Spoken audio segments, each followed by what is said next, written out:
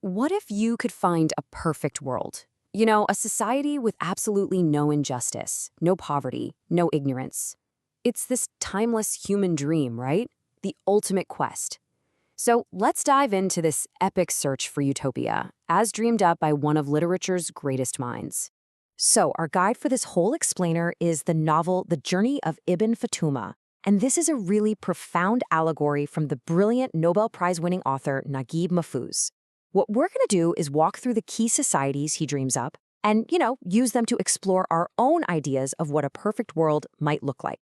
All right, so let me start by asking you a question. If you could leave your world, flaws and all, behind to go find a perfect one, would you do it? I mean, really think about it. What would you be willing to give up? Because, well, this is the exact dilemma our hero faces, and his answer is what kicks off this whole incredible journey. So, our story kicks off in a place that probably sounds really familiar. It's a land that's full of beauty, full of faith, but it's also just riddled with corruption and inequality. And this is the world of our main guy, a young man named Qindil. Yeah, Kindle's world basically just collapses around him. He's been betrayed by pretty much everyone and everything. The woman he loves, she's stolen from him by some powerful official. His own mother and even his most respected teacher, they betray his trust too. He starts seeing hypocrisy everywhere, in his religion, in his government. He's just done, completely disillusioned. And he decides he has to find something else, some other way to live. But here's the thing. This isn't just him running away. Qindil has a really noble purpose. He wants to find this mythical, perfect land called Gebel, not just to live there, but to learn its secrets and bring that wisdom back home. So you see, this journey isn't just for him. It's for everyone. So, his first destination is this place called the land of Mashriq. And wow, is it different. It's like a world stripped down to its absolute bare essentials. It's a society built on nature, on impulse. Kind of like that state of nature philosophers were always talking about before all the rules and laws. The society here is built on this really fascinating trade-off. On one hand, the people are basically slaves to an overlord. They live in tents, they own nothing. But in exchange for that complete servitude, they get something else, absolute freedom of desire. They live this life of simple, raw contentment, and their whole world revolves around worshiping the moon. And this gets to their core philosophy, what they call the law of the moon. The idea is that life is short, it's fleeting, and it's headed for, well, nothingness. So why worry? Why have all these complicated rules? Their answer is just to live for the moment, to make your life a game, to satisfy every passion you have without any shackles. It's a simple life, and honestly, in its own way, a pretty happy one. And you know what? Qindil actually finds a home here for a while. He falls in love, he has kids, and he lives this way for 5 years. But he just can't completely let go of his old self, of his principles. And the moment he tries to teach his own son about things like individual dignity, the society sees it as a major threat. And that's it.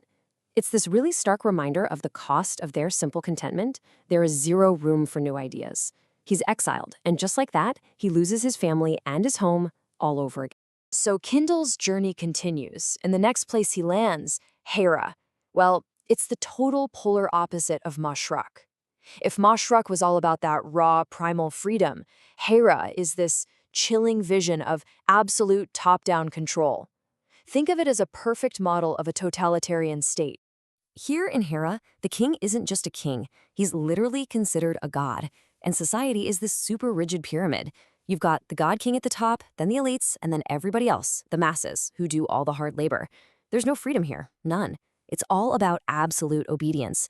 But here's the promise. In return, the state guarantees total security and order for everyone, a place for everyone and everyone in their place. And wouldn't you know it, Qindil is actually reunited with Aruza, his love from Mashriq. But this happiness is short-lived, because a powerful official decides he wants her. So to get Qindil out of the way, this official simply has him framed for blasphemy, for mocking the god king. And in a state with absolute power and zero individual rights, well, his fate is sealed in a single instant. He's sentenced to life in an underground prison tomb, and he stays there for 20 years. Just let that sink in. 20 years. A whole life, basically, just stolen from him in the dark. That perfect security promised by Haira, it turns out to be the security of a cage, where the powerful can just crush anyone who gets in their way. Then a coup overthrows the old king, and Qindil is finally freed. The first thing he does is see himself in a mirror, and he doesn't even recognize himself. He's not the young man who went in, but this stranger, this middle-aged man resurrected from the grave. It's just a devastating picture of the real price of absolute order. So, stumbling out of that prison back into the world, his journey takes him to the land of Halba. And you guessed it, it is a complete 180 from what came before. This is a society built on one single value above all others: freedom. It is, without a doubt, an allegory for a modern liberal democracy.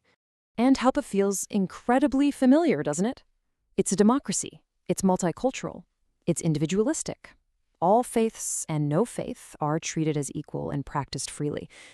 But, and this is a big but, this radical freedom has a cost. The society is just plagued by inequality, by crime, and by this constant, loud, messy social conflict. So let's just lay it all out, the three competing models, side by side. You've got Mashriq, the state of nature, which offers you contentment, but you have to accept servitude. Then there's Haira, the totalitarian state, which gives you security, but the price is total obedience. And finally, Halba, the liberal democracy, which offers you individual liberty, but demands you live with instability and conflict. You see, each one has this powerful appeal, and each one comes with a pretty devastating price tag.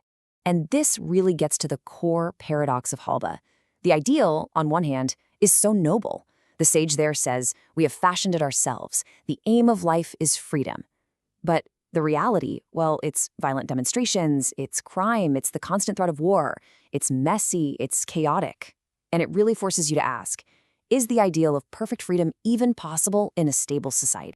So after this incredibly long, painful journey, our guy Qindil has now lived in three radically different societies. He's seen the good and the very, very bad of a life based on pure nature, pure order, and pure freedom. And that brings us to the ultimate question, right? If primal nature leads to being a servant, and absolute order leads to tyranny, and total freedom just leads to chaos, then where in the world does a perfect society even lie? Is there some kind of magic balance between them all? Or is the very idea of a perfect society just a dangerous fantasy? The thing is, the book doesn't just hand us an easy answer. For our hero, Ibn Fattouma, the journey isn't over. The search has to go on. That undiscovered land of Gebel, the perfect one, it's still out there, somewhere over the horizon. And maybe, just maybe, that's the whole point. That the search for a better world isn't about finding a destination. It's a journey that never, ever really ends.